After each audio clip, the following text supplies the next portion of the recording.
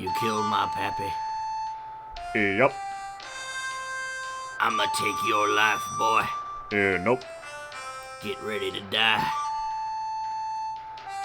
We walk 20 paces, and then, when we turn around, we shoot. Whoever dies, I'm dead. Yay. Anyway, it's been too long, brother.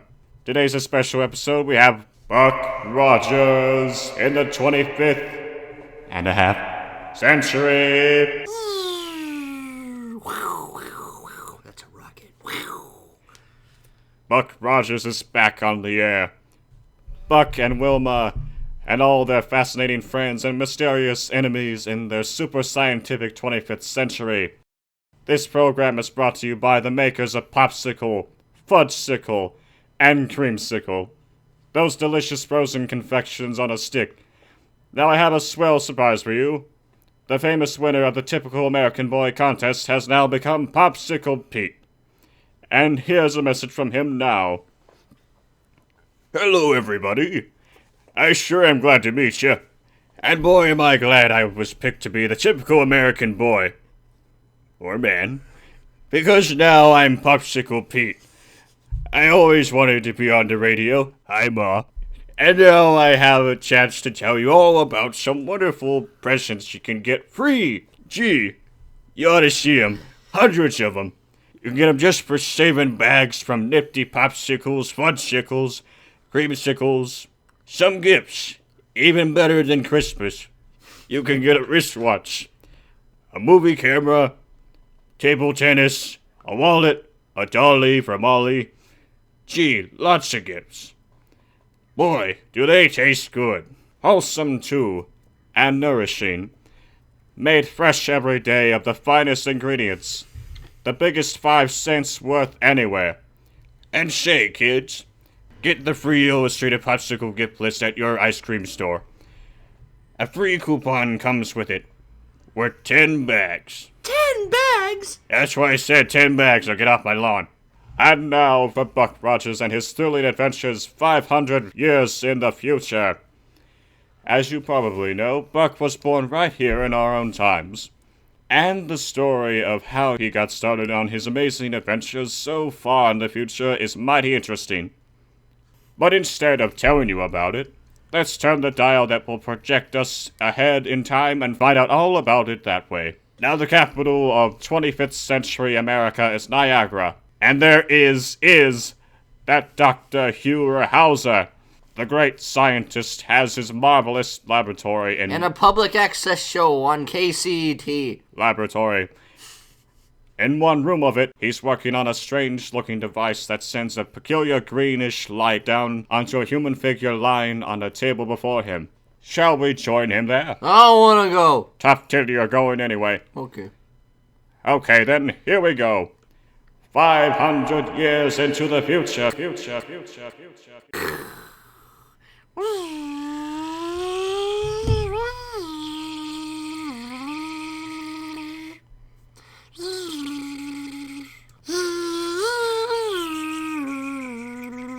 Good. The raise has its effects. Now I can go ahead and... yes, come in. Oh, hello, Wilma. Hello, folks, this is Wilma. Wilma! And Fred Flintstone, too. Isn't that nice? Well, the hello. nice people you meet on the radio. Well, hello, Dr. Huer. My, why don't you have more light in here?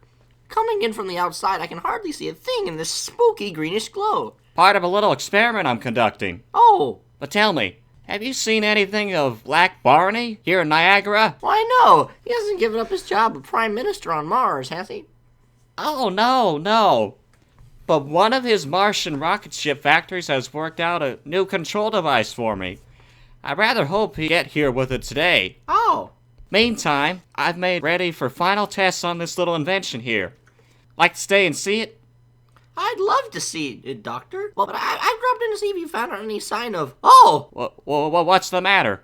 Doctor, what's happened to him? Is he alright? Oh, I see. What's happened to him? Why is he just lying here on this table? Now, don't worry, Wilma. Don't worry, Doctor. What are you doing to him? He has offered to be the subject of my test, that's all. Well, but why is he... He's simply lying there, comfortably asleep, under the influence of my electro-hypnotic ray.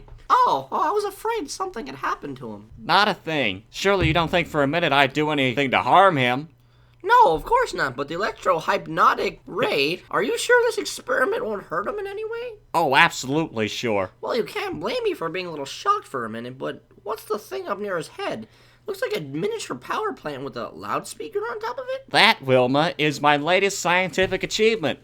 My newly perfected electro-hypno-mentalophone. Your what? Well, you remember the mentaloscope, don't you? Why, sure. When you put a person in their mentaloscope, all his memories showed up in some sort of a moving picture screen. That's right. And this is the adaptation of it. With this, the electro-hypno-mentalophone, the memories of the subject will come to us verbally through the loudspeaker here. Provided, of course, that my calculations have been correct. Sort of. Read a person's mind aloud, you mean? Yes, that's it exactly. The scientific research that led to the development of this machine was started way back in the 20th century. I always thought that people back in the 20th century were much better than savages. Oh, no, not at all, Wilma. You owe a great deal to the scientists of those days. Were it not for the great groundwork laid by men like Einstein, Fitzgerald, Compton, Millikan, and the rest, why, we'd be living without a great many of the things we have today. They never really got anywhere with rocket ship development or anything like that, did they? Well, successful rocket flight depends on two things that have been brought into existence only recently. One of them must be inertron. Yes, inertron. The material that defies gravity and makes it possible to lift a big spaceship off the Earth from its terrific gravitational pull without too much wasted power. And what's the other? Impervium, the only metal capable of withstanding the high temperature of rocket blasts for any length of time. Oh! But now let's go ahead with this experiment. Yes, let's. And you can tell me how this apparatus works as we go along, and just what it does to him. Well, not very much to tell you about the apparatus itself, Wilma, except that here, in this little pad under his head, is an extremely sensitive and high-frequency response piezoelectric oscillator of a quite complicated design. Yes, I guess so. Yes, I succeeded in tuning it to receive the minute electronic impulses that emanate from his brain. Yeah, okay. Through the medium of a super radiating protoniformer. Yes, oh, I see. A what? In other words, we're able to obtain sufficient amplification of the impulse output to register audibly through a process of thermionic node magnification. And that's all there is to it. I think I'll understand it better when I see this thing work. And I shall be very much disappointed if it doesn't. Don't you worry about that, dog. Your inventions always work. I have been rather lucky in most of my experiments, haven't I? Now let's proceed with this one. All right, anything I can do to help? No thanks. First of all, we have to switch in the electroniformer.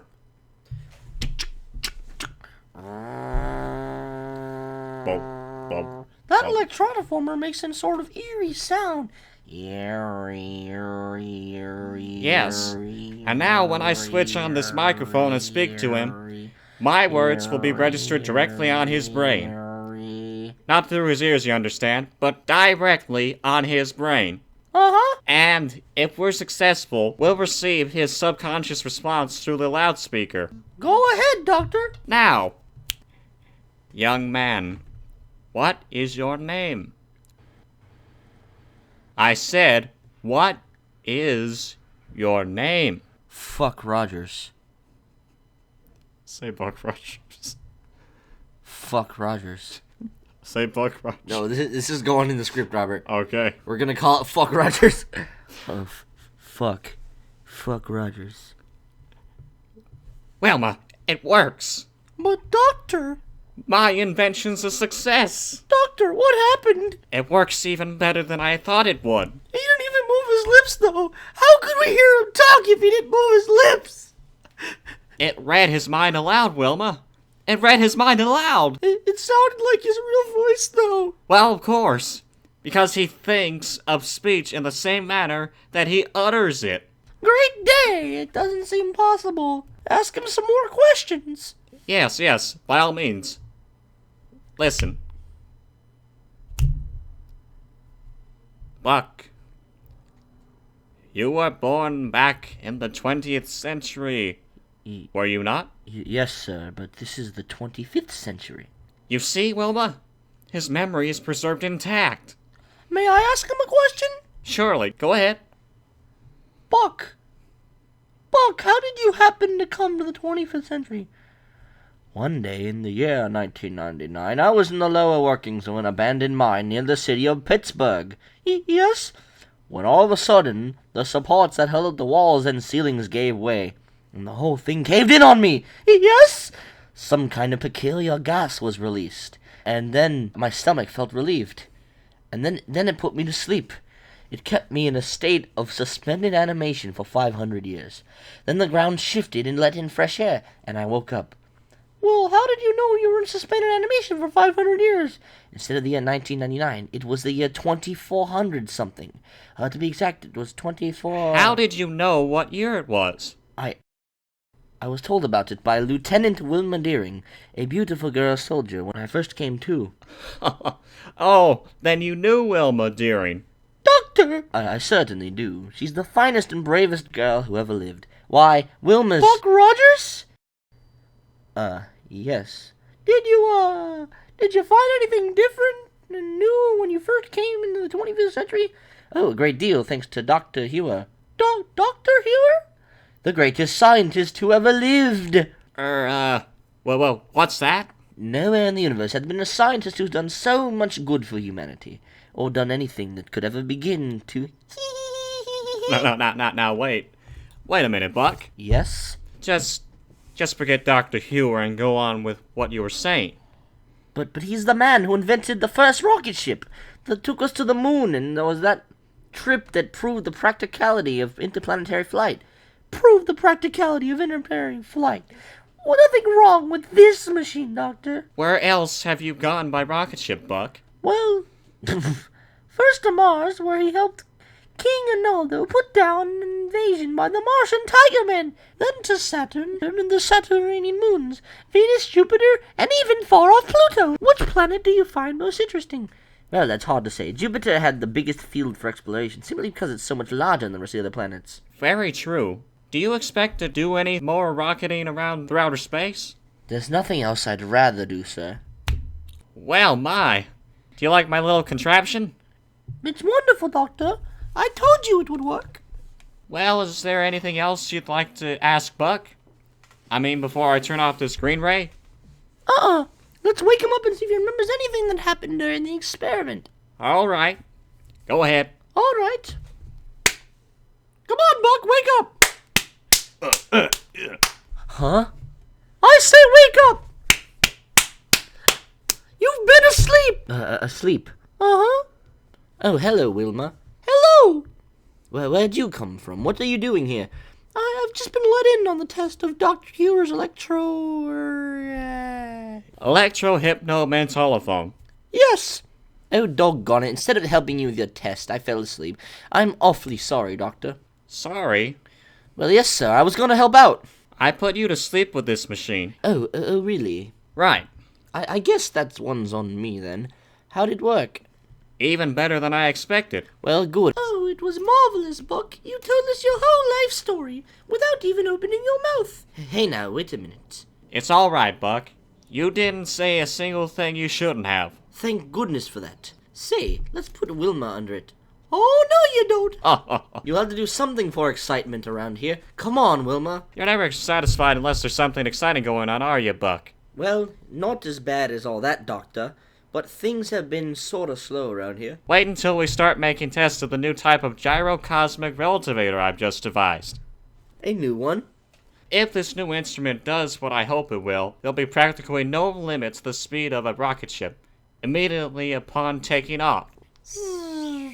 Look here, out the window. Good heavens, Wilma. It's coming right down this way. Wilma. Buck. There was a terrific crash. We're not even going to do an effect for that one. That's just the effect. This has been a terrific crash. Say, Buck's wish for excitement certainly came true in a hurry. Great day. I wonder what that was. And I certainly hope he and Wilma and the Dr. Huer are alright. What do you say, Pete? Well, I know what would make me feel alright. A great big frozen fudgesicle. Jiminy, can you imagine anything better than that fresh, creamy chocolate fudge? And listen, kids, be sure to get your free Popsicle gift list at your ice cream store. Don't take no for an answer. Popsicle Corporation is not responsible for any injury upon consuming popsicles. Should you injury, go to your doctor right away. We are not responsible, and we will not take any shit from you. Fucking bitches. This has been another session of AuTrio Antics.